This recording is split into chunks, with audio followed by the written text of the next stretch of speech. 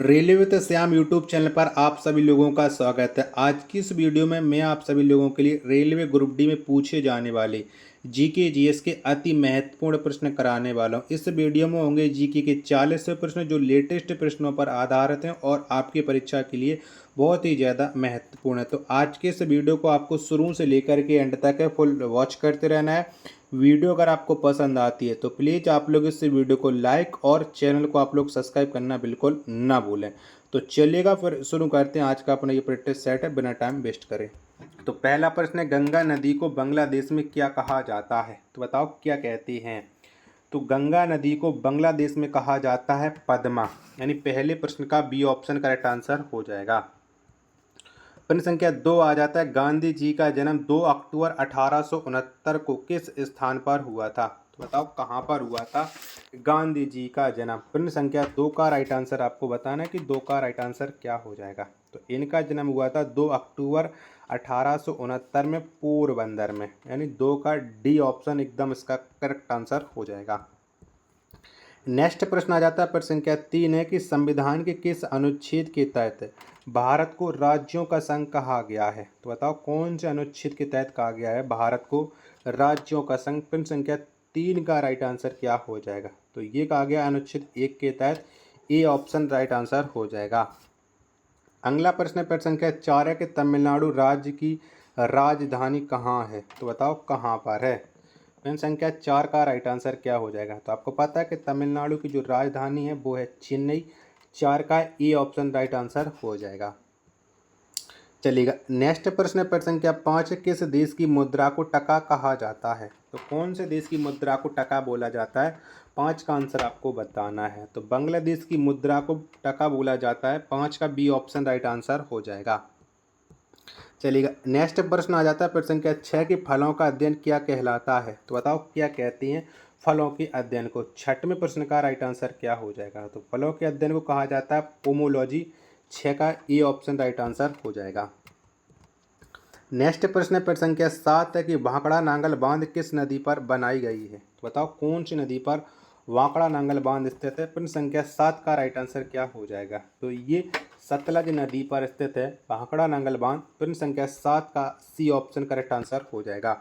Video अगर आपको पसंद आ रही होगी तो प्लीज़ आप लोग इस वीडियो को लाइक और चैनल को सब्सक्राइब करना बिल्कुल ना भूलें। 8वें नंबर का प्रश्न कि जय संहिता किस ग्रंथ का प्राचीन नाम है? तो बताओ ये किसका प्राचीन नाम है जय संहिता? 8वें प्रश्न का राइट आंसर क्या हो जाएगा? तो ये है महाभारत का। 8 का डी ऑप्शन करेक्ट आंसर हो जाएगा।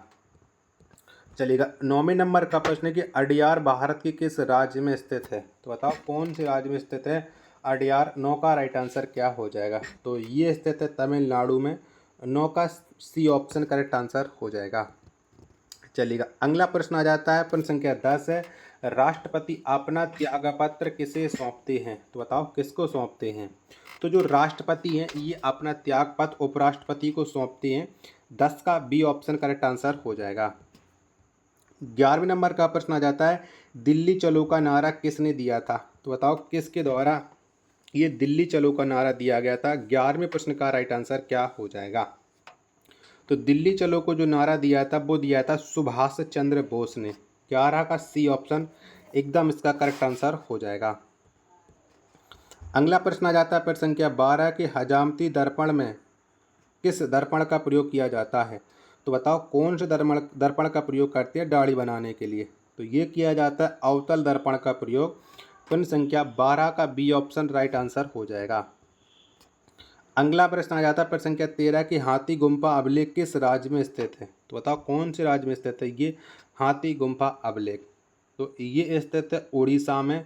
प्रश्न संख्या 13 का डी ऑप्शन एकदम राइट आंसर हो जाएगा। नेक्स्ट प्रश्न आ जाता है प्रश्न संख्या 14 कि हाथी गुम्फा का संबंध किस धर्म से है? तो बताओ कौन सा धर्म संबंध रखती है हाथी गुम्फा? तो इसका जो संबंध हो जाता है वो हो जाता है जैन धर्म से। 14 का सी ऑप्शन राइट आंसर हो जाएगा। प्रश्न संख्या 15 आ जाता है कि ध्यानचंद स्टेडियम कहाँ पर स्थित है? तो कहाँ पर स्थित ध्यानचंद स्टेडियम ये आपको बताना है। 2 ऑप्शन ये रहे। 15 के 2 ऑप्शन मैं आपको और दिखा रहा हूँ, जब तक आप लोग वीडियो को लाइक करके चैनल को सब्सक्राइब कर लीजिएगा। तो बताओ बाकी के 2 ऑप्शन ये रहे। तो ध्यानचंद स्टेडियम ये लखनऊ में स्थित है। 15 का सी ऑप्शन करेक्ट आंसर हो जाएगा। 16वें नंबर का प्रश्न आ जाता है, मद्रास का नाम बदलकर चेन्नई किस वर्ष रखा गया है? तो बताओ कब रखा गया था? तो मद्रास का नाम बदल करके चेन्नई ये 1996 में रखा गया था। 16 का सी ऑप्शन करेक्ट आंसर हो जाएगा। नेक्स्ट प्रश्न है प्रश्न संख्या 17 आ जाता है, गोकाक झरना कहाँ पर स्थित है? तो बताओ कहाँ पर पड़ता है ये गोकाक झरना? तो ये वेला गांव में स्थित है गोकाक झरना। 17 का बी ऑप्शन करेक्ट आंसर हो जाएगा। अगला प्रश्न है प्रश्न संख्या 18 आ जाता है, अम्लीय वर्षा का मुख्य कारण क्या है? तो बताओ कौन सा है अम्लीय वर्षा का मुख्य कारण? तो ये है SO2 तथा NO2, यानी 18 का ए ऑप्शन करेक्ट आंसर हो जाएगा। 19वें नंबर का प्रश्न आ जाता है कि आयात निर्यात बैंक की स्थापना किस वर्ष से हुई? तो बताओ कब स्थापना की गई थी आयात निर्यात बैंक की? 19वें प्रश्न का राइट आंसर क्या हो जाएगा? तो ये स्थापना की गई थी 1982 में आयात निर्यात बैंक की। 19 का सी ऑप्शन करेक्ट आंसर हो जाएगा। चलिएगा नेक्स्ट प्रश्न आ जाता है प्रश्न संख्या 20 है, गुड अर्थ पुस्तक के लेखक कौन है? तो बताओ किसके द्वारा ये गुड अर्थ पुस्तक को लिखा गया है? प्रश्न संख्या 20 का राइट आंसर क्या हो जाएगा? तो पर्ल एस बक ने गुड अर्थ पुस्तक को लिखा है। 20 का ए ऑप्शन करेक्ट आंसर हो जाएगा। नेक्स्ट प्रश्न है प्रश्न संख्या 21 है कि अकबर का राजस्व मंत्री कौन था? तो बताओ कौन था? 21वें प्रश्न का राइट आंसर क्या हो जाएगा? तो अकबर का जो राजस्व मंत्री था वो था टोडरमल। 21 का बी ऑप्शन करेक्ट आंसर हो जाएगा। प्रश्न संख्या 22 आ जाता है कि हेमेटाइट किसका अयस्क है? तो बताओ किसका अयस्क है हेमेटाइट? 22 का राइट आंसर क्या हो जाएगा? तो हेमेटाइट ये जो अयस्क है ये है लोहे का। 22 का डी ऑप्शन राइट आंसर हो जाएगा।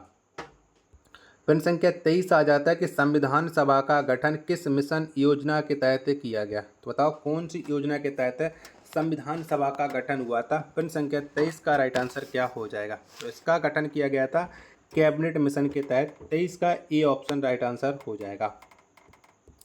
24वें नंबर का प्रश्न आ जाता है कि भारत का प्रथम नागरिक कौन होता है? तो बताओ कौन होता है? तो भारत का जो प्रथम नागरिक होता है वो होता है राष्ट्रपति। 24 का डी ऑप्शन एकदम राइट आंसर हो जाएगा।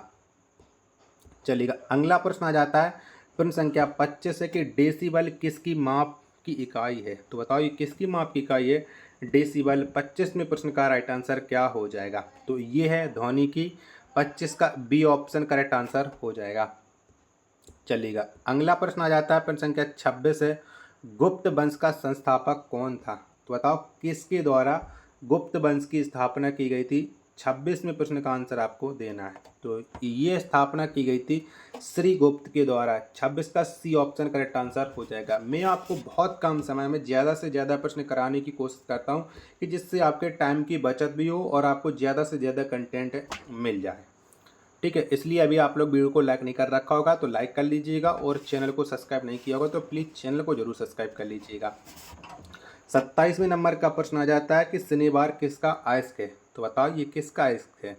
तो शनिवार जो अयस्क है ये पारा का है। 27 का डी ऑप्शन राइट आंसर हो जाएगा। 28वें नंबर का प्रश्न आ जाता है कि तानसेन का असली नाम क्या था? तो बताओ इनमें से क्या था? तो तानसेन का जो असली नाम था वो था रामतनु पांडे, यानी 28 का डी ऑप्शन एकदम इसका करेक्ट आंसर हो जाएगा।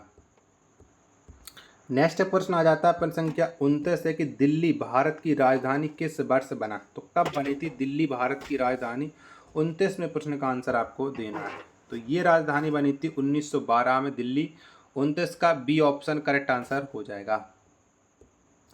प्रश्न संख्या 30 आ जाता है कि ए सेकुलर एजेंडा पुस्तक के लेखक कौन है? तो बताओ किसके द्वारा ये पुस्तक लिखी गई है ए सेकुलर एजेंडा? प्रश्न संख्या 30 का राइट आंसर। तो इसके जो लेखक है वो हैं अरुण शौरी। 30 का सी ऑप्शन करेक्ट आंसर हो जाएगा। 31वें नंबर का प्रश्न कि टीपू सुल्तान कहाँ का शासक था? तो बताओ कहाँ का शासक था टीपू सुल्तान?